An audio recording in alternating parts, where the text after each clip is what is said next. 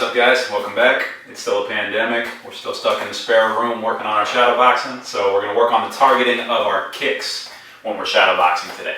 Once again, when you're aiming, when you're shadowboxing, if you have a mirror in front of you, it's going to enhance your aim a little bit because you can see what you're doing. But if you don't, then you're just going to aim at the imaginary person in front of you. So we're going to target two different kicks. We're going to target the leg kick and the rib kick, or the Thai roundhouse, the regular roundhouse to the body. For the low kick, when I throw my low roundhouse, I'm going to target the outside of the thigh muscle of my imaginary opponent in front of me. So I'm going to push off of my rear foot, and as I push off, my shin is going to reach the height of the thigh, the middle of the thigh muscle of my imaginary opponent. So I push off and I kick. And I'm going to end up facing the other way from how I started.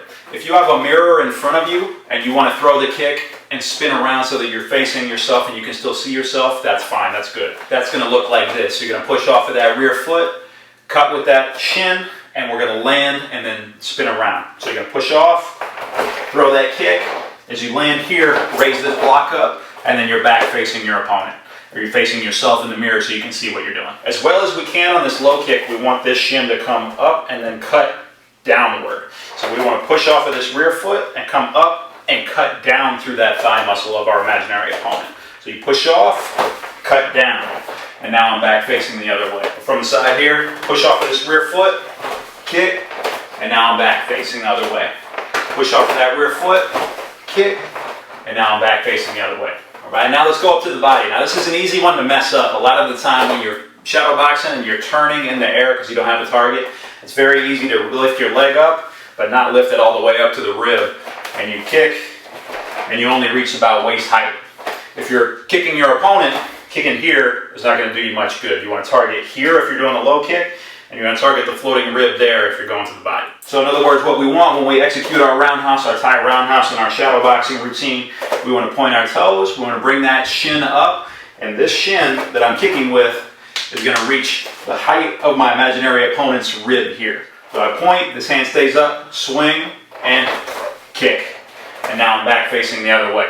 A lot of the time when we're shadowboxing, especially if we've been doing it a while and we're starting to get tired, it can be really easy to get lazy with that kick. Out of all of our techniques, the roundhouse kick is one of the ones that's easiest to get lazy with. And we might kick, but we only raise it up this high. And then we're back facing the other way and we continue working. You got to remind yourself to get that shin up to rib height, because this is where we're going to throw this kick when we're throwing it on a person. If we practice throwing it low, it's not going to do us any good. When it comes time to kick a person, you're going to hit them in the hip. That's not going to do you much good. So you got to throw this kick, point your toes, come up, shin up to rib height.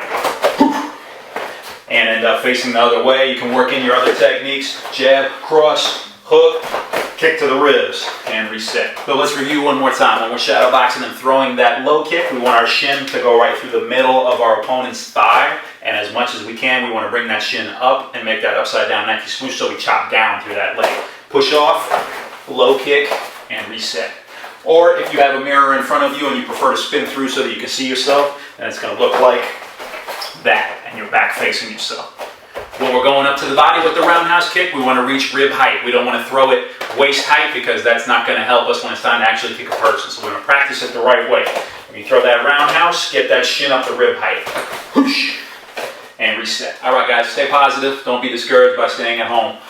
Please join us for our online class on Tuesday evenings. This class is free and it's open for anyone anywhere in the world. So if you're someone who's been wanting to train with me and you don't live in the North Carolina area, then this is your chance to do so.